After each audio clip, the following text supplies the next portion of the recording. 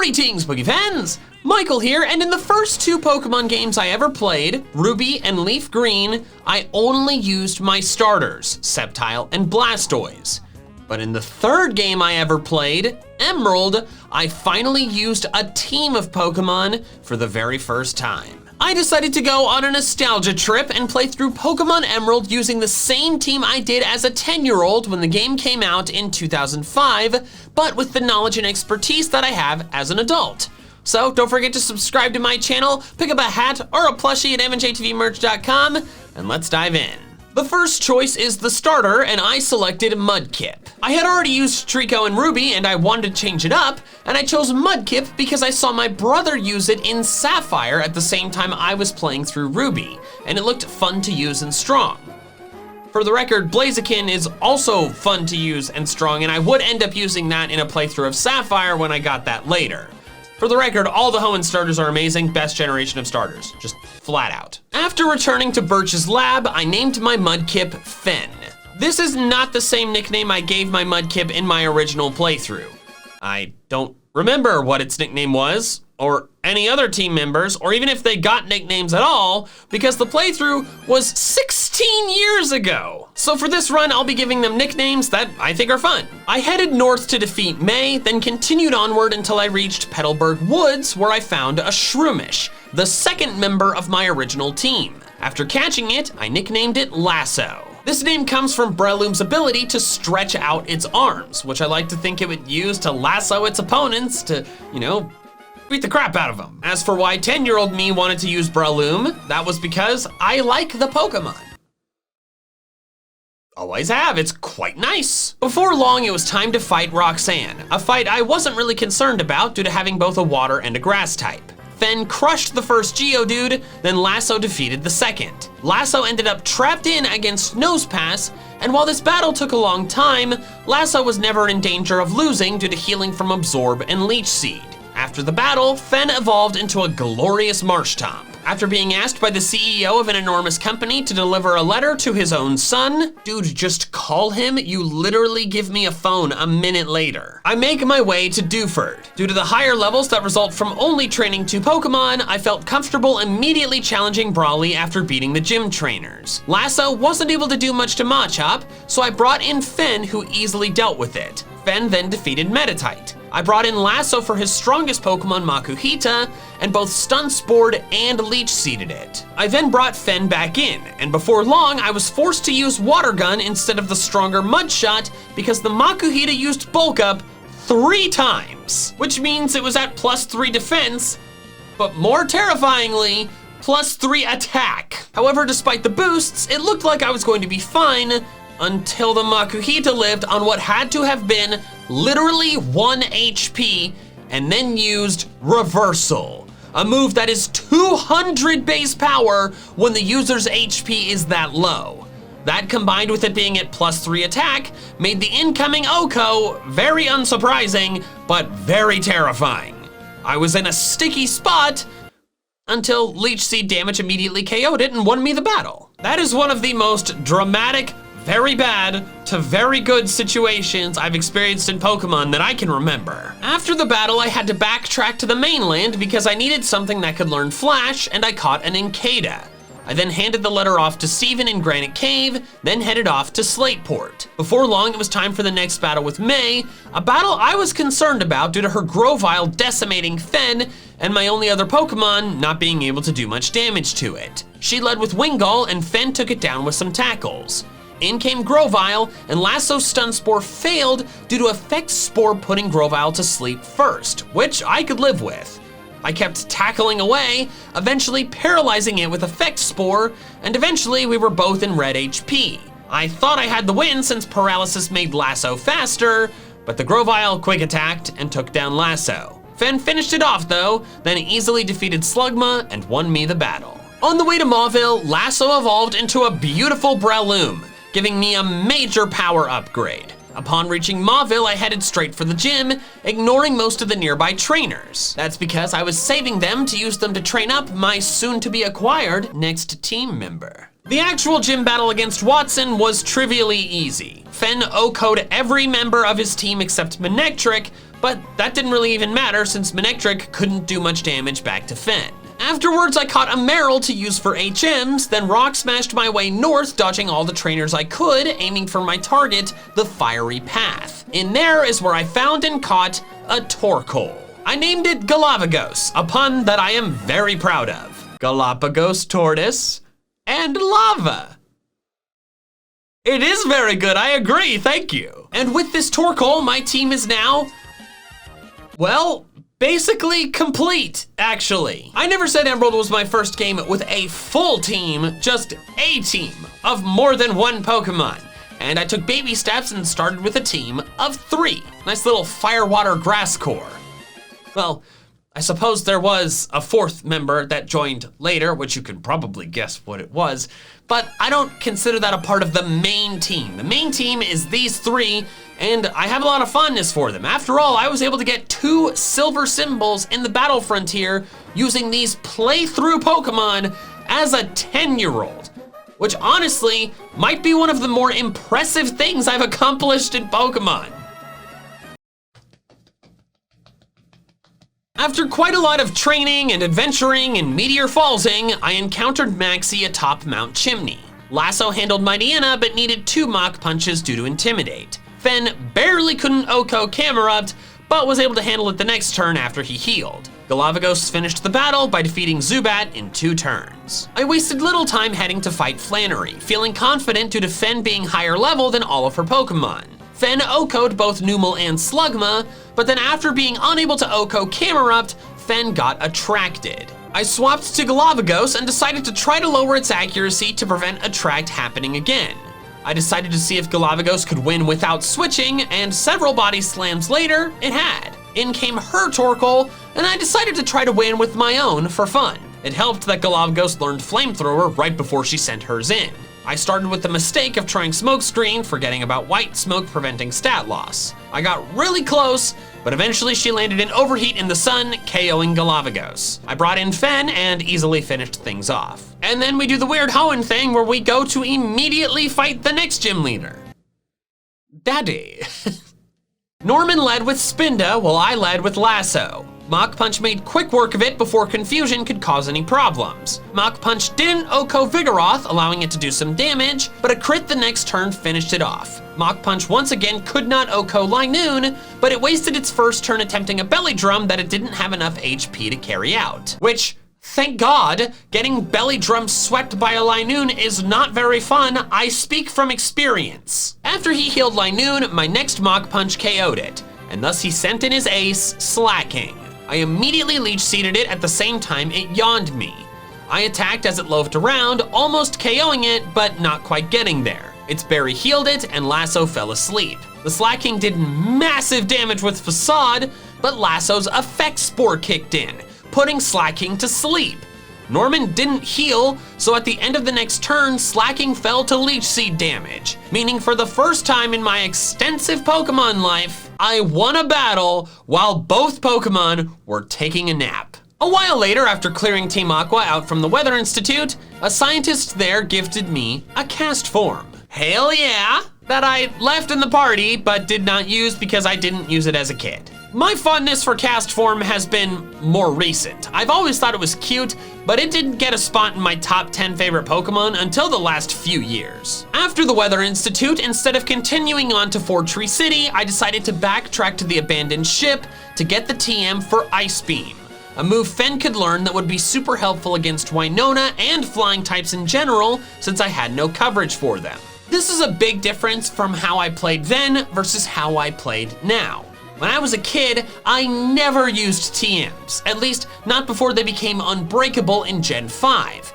I was terrified that if I used this single-use item that I could not get more of, I would want it later and have no way to get it back. Therefore, all the TMs that you could not buy more of just rotted in my bag. And if a Pokemon's level up moveset wasn't any good, which I could look up using one of my trusty guidebooks, then I considered the Pokemon to not be any good. But nowadays, as an adult, I use TMs freely. To be fair, most of the playthroughs I do for these videos, I don't touch after I beat the league, so it doesn't matter if I want a TM later after the league. And the new games all have unbreakable TMs or infinite source TRs. So I guess if I was playing a pre-Gen 5 game that I intended to have as my main save file where I would progress past the league, maybe I haven't changed as much as I thought. After teaching Fen Ice Beam, I continued on toward Fort Tree City, encountering May along the way. Slugma went down fast to Fen. Grovyle took 2 turns for Galapagos to beat due to the rain, and then Lombre went down to a couple Mach Punches. Can I just say that the rival teams in Emerald are like, weird? Like, May has Wingull, Slugma, and Grovyle in the immediately previous battle, but then for just this battle, the Wingull is gone and she has a Lombre instead?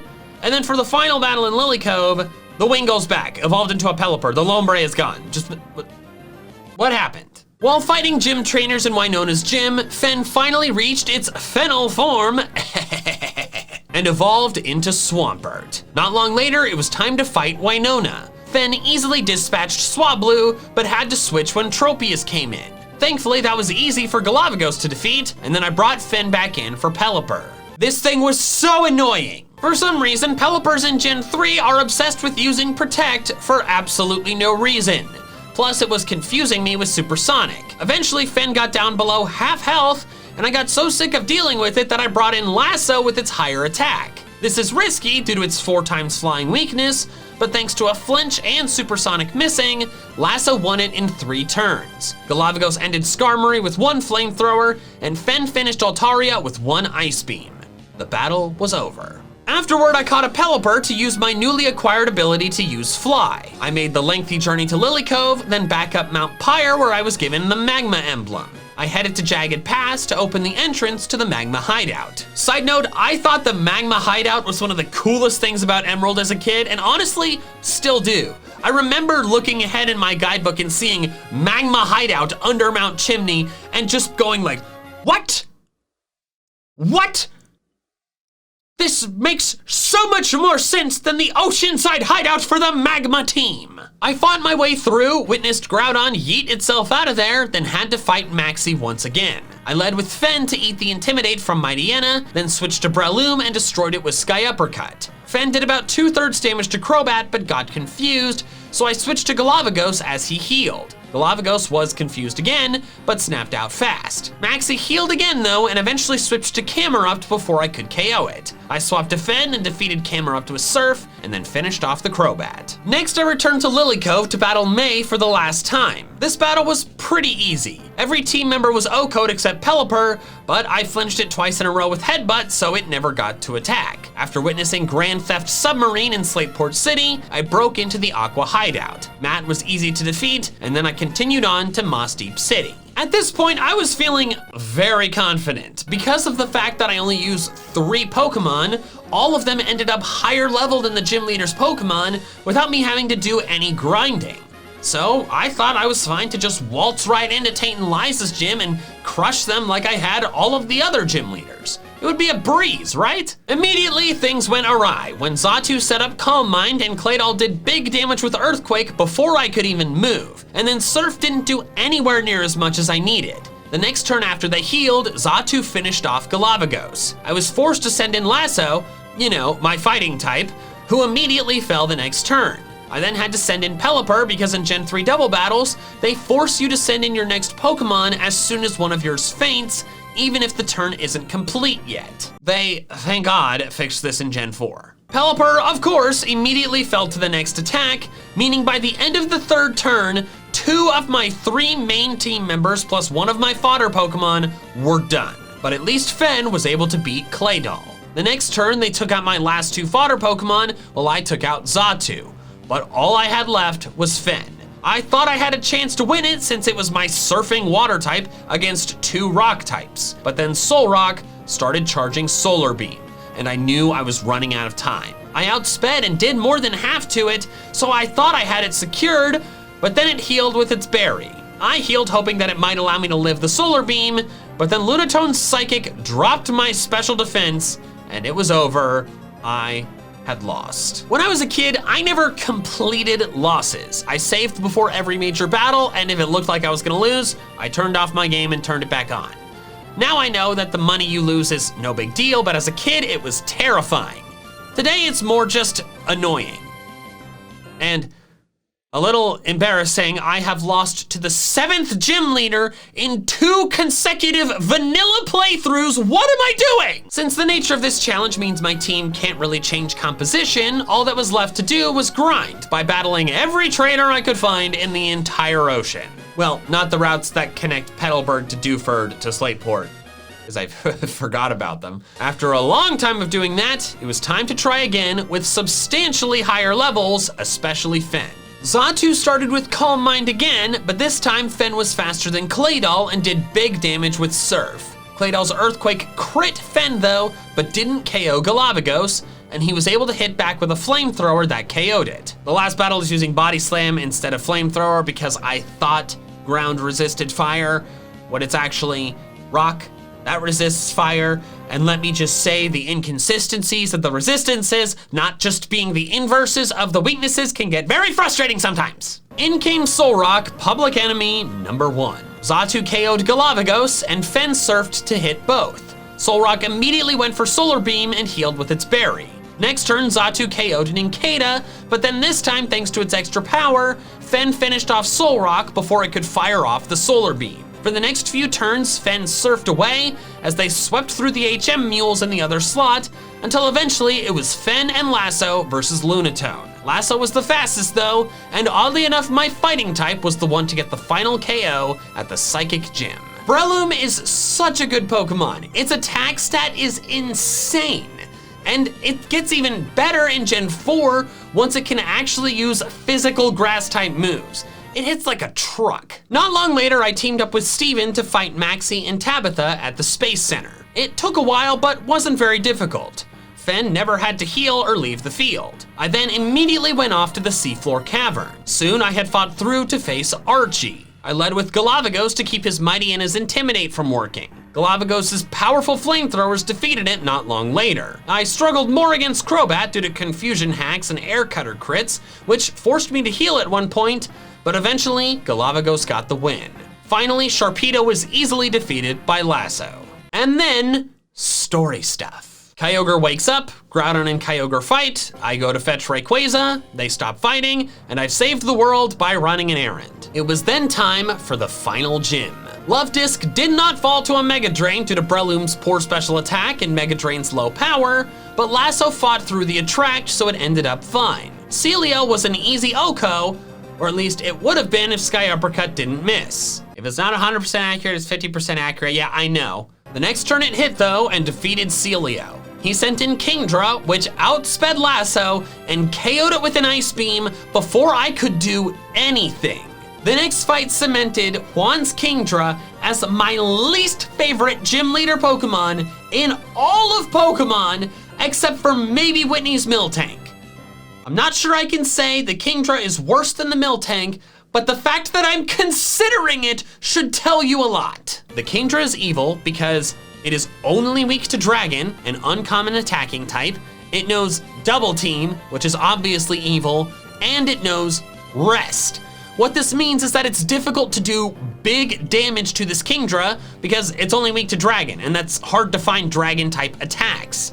That means you kind of have to whittle it down, but since it knows Rest, it can heal itself all the way back up to full in one turn, even after he runs out of potions. The next 4.5 minutes of this playthrough were solid suffering, as Kingdra barely lived, rested back up, double teamed, confused me, and even froze me at one point.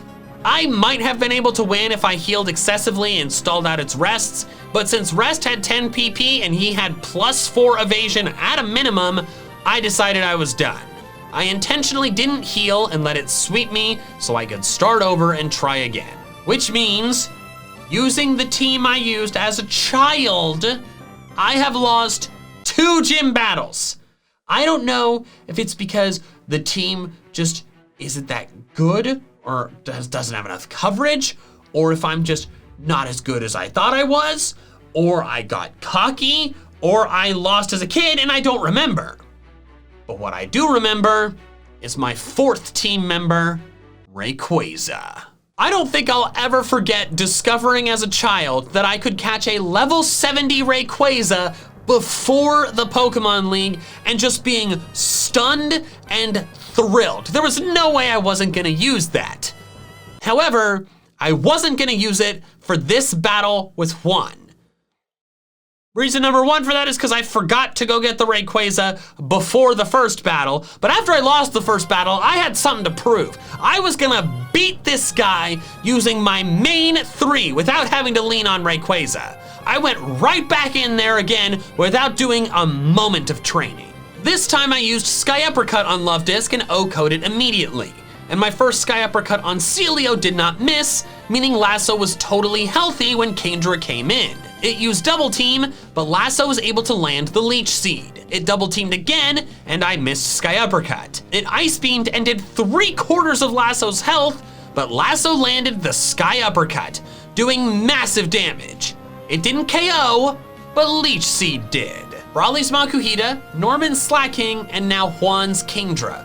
3 Gym Leader ace Pokemon that fell to Leech Seed that may have been huge problems otherwise. This playthrough has really given me a newfound appreciation for Leech Seed and strengthened my existing appreciation for Breloom.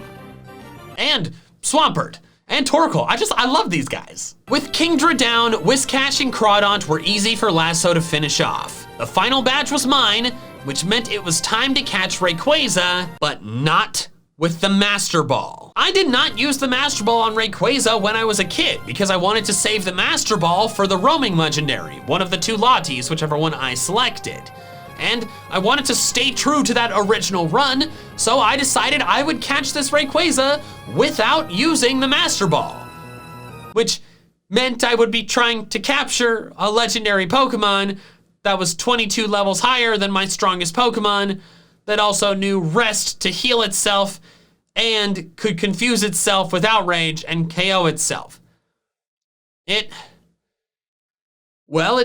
sucked. I saved beforehand, of course, and would reset if I failed, just like I did when I was a kid. On attempt 1, it KO'd itself with Outrage Confusion. On attempt 2, it KO'd my entire team. On attempt 3, it KO'd itself in Confusion, but then on attempt 4, after using both of my max revives and having only my level 27 Pelipper left standing, I finally succeeded. I ended up naming the Rayquaza Reset for obvious reasons. Oh my God, I'm glad that's over. At the Victory Road, I easily defeated Wally. I made my way through, did a bit of grinding, and then it was time for the League.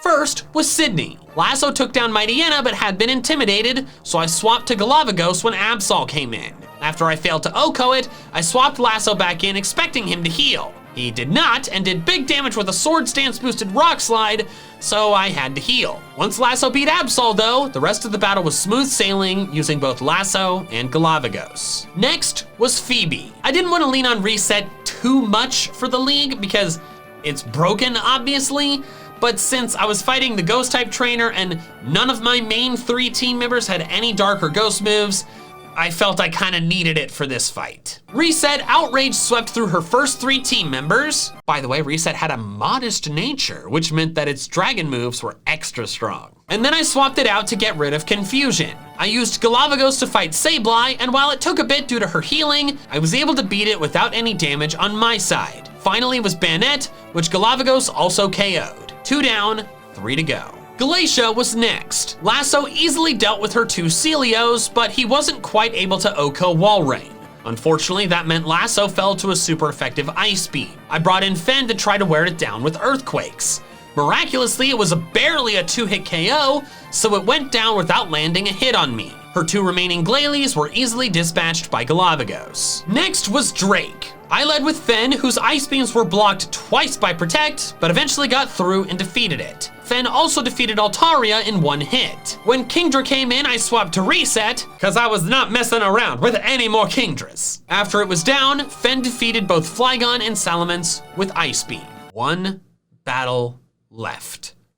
Wallace. Lasso OHKO'd Wailord right away with a critical hit Sky Uppercut. I was scared of my Lodix Ice move though, so I brought in Fen for it. It Toxic Poisoned me, and I Earthquaked it, which would have been a 2-hit KO if not for its berry. He swapped in Ludicolo, forcing me to switch to Reset and KO it with Fly. Next was Tentacruel, which Fen easily handled with an Earthquake. Next was Whiscash, which Lasso unfortunately could not OHKO due to Giga Drain's poor power in this gen, and Breloom's poor special attack. After an Amnesia, I had to switch to Sky Uppercut, which was able to get the job done. He brought in Milotic, but this time I left Lasso in. The Ice Beam hit, but Lasso lived with just 16 HP, firing back with Sky Uppercut. Sadly, it barely was not enough, and I had to swap to Fen on the healing turn. I healed Fen on the next turn, but I knew Earthquake was a 2-hit KO, and it didn't have a berry this time. I healed, it surfed. It surfed again, and I Earthquaked. I wasn't positive I would live another surf, but I risked it and clicked Earthquake. Fen lived it though, and fired back with its own Earthquake, KOing the Milotic. Finally was Gyarados, and since I had no electric moves on anyone except Reset, I finished the battle with a Thunderbolt from my Rayquaza. And thus, I had beaten Pokémon Emerald using my original team of Swampert, Breloom, Torkoal, and Rayquaza, plus a couple HM users. Overall, the 3 non-legendary team members were pretty darn good. I apparently had good taste as a 10-year-old, and I think if they were supplemented with some other Pokemon that had other coverage, like Electric or Flying or Dark or some other moves, then it would be a pretty stellar team. Regardless though, I will always have a strong fondness for these 3 Pokemon. And Rayquaza too, but it's less fair, you know? Don't forget to pick up some merch at MandJTVmerch.com, and thank you so much for watching. With an extra special thanks to my patrons over on Patreon, who help support my channel independent of fluctuating YouTube ad rates. If you want to help support me in the same way, the link is in the description below. Also, if you want to check out some more of my fun Pokemon content, I recommend these videos here. All right, that's all I have for now, so until next time, big fans. Gotta catch them all.